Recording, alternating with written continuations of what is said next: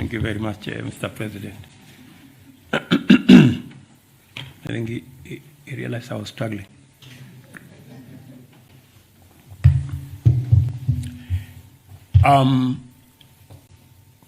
As I said, we are a democratic country. We went into elections in August last year. Highly competitive election, very peaceful election, the best acclaimed outcome ever, an election that dealt a big blow to ethnicity, that election was devoid of any ethnic propaganda or any ethnic persuasions. Kenyans voted, and the outcome of that election was acclaimed by all the people who went through that journey with us, including observers, both domestic and also foreign.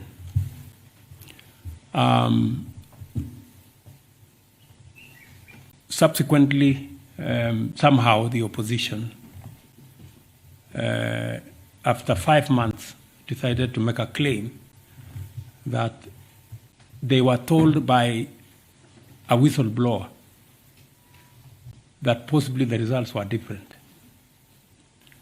They haven't been good enough to tell us who the whistleblower is and how they arrived at a different set of results than one that were released by our Independent Electoral and Boundaries Commission.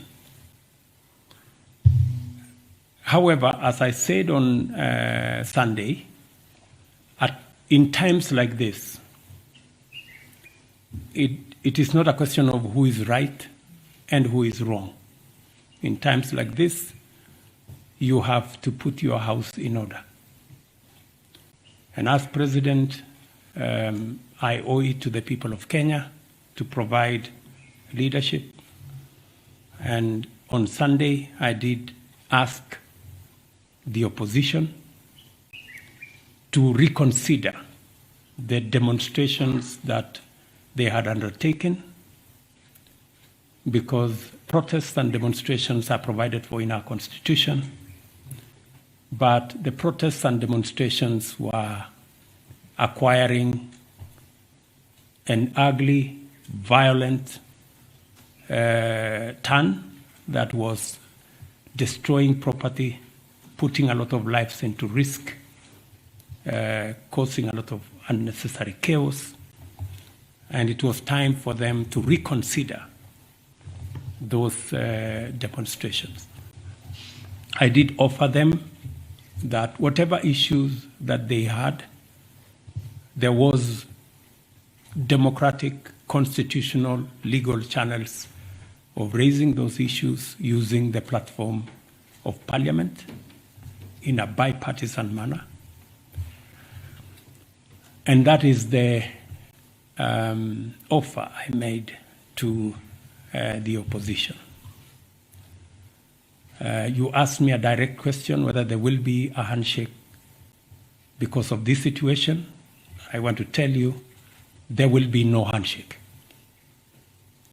But there will be an engagement in Parliament on the issues that have been raised.